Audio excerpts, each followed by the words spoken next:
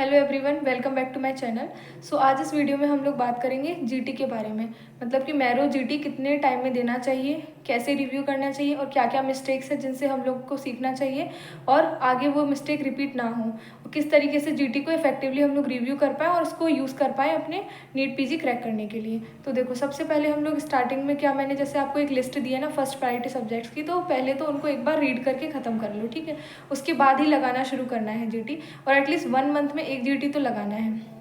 ये तो कंपलसरी है, स्टार्टिंग का बोल रही हूँ, एंड में तो बढ़ा देना, लेकिन अभी 1 मंथ में केवल एक ही बार एक जीटी तो देना है।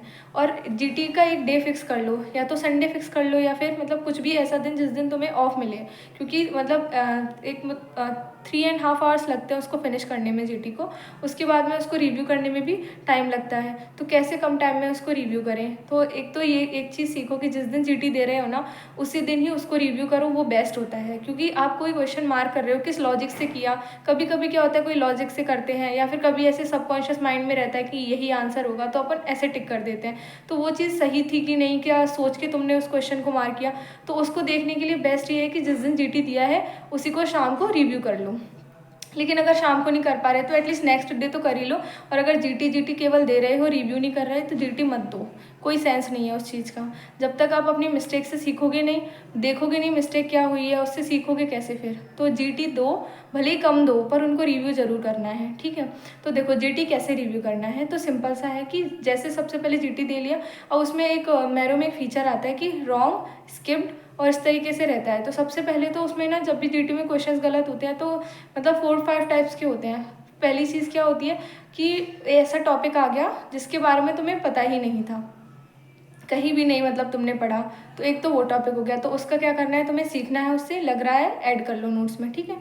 दूसरी चीज़ आती है कौन सी वाली, कि मतलब पढ़ा तो था लेकिन भूल गए, रिकॉल एरर की, याद नहीं रहा क्या था, जैसे क्लासिफिकेशन हो गया, स्कोर हो गया, वो वाली मिस्टेक हो गई।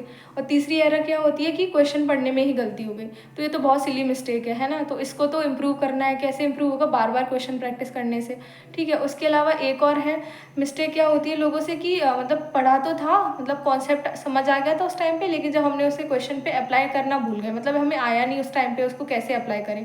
तो ये इस तरीके की कॉमन मिस्टेक्स होती हैं, तो इन्हीं पर वर्क करना है और इन्हीं से ही सीखना है। तो सबसे पहले जब भी जीटी रिव्यू करो तो सबसे पहले रॉन्ग क्वेश्चंस को देखना है। रॉन्ग क्वेश्चंस देखने के बाद देखना है कि कहाँ मिस्टेक हो रही है। जैसे मैंने बताया ना 4 टाइप की मिस्टेक्स होती है, तो उनमें से सीख के उसमें ऐड कर लो, ओके। उसके बाद में फिर क्या करना है, फिर अब ऐसा जो बिल्कुल ही एकदम अनटच था और ऐसे जो कि बहुत कम परसेंटेज लोगों से सही हुआ, जैसे उसमें परसेंटेज आता है कि कितने लोगों ने करेक्ट मार्क किया, जैसे 23% है, तो इतना मतलब ध्यान मत दो, मतलब पढ़ लो, रख लो। अगर तुम्हारा मन नहीं है तो भले ही ऐड मत करो, क्योंकि वो 23% लोगों से सही हुआ था, तो ऐसा नहीं है उसे छोड़ देना है। पर मतलब ये है कि अगर नहीं दे पा रहे उस पर ध्यान, ठीक है, लेकिन जो 50-60% क्वेश्चन मतलब परसेंट लोग उस क्वेश्चन को सही कर रहे हैं, तो वो क्वेश्चन तो तुम गलत एक्सपेक्ट कर ही नहीं सकते हो, ठीक है। तो इस चीज़ का ध्यान देना है, बस ऐसे ही पढ़ना है, बाकी पढ़ते रहो और जीटी लगाओ और उनको रिव्यू ज़रूर करो, बस इतना है। बाय बाय गाइस, मिलते हैं नेक्स्ट वीडियो में।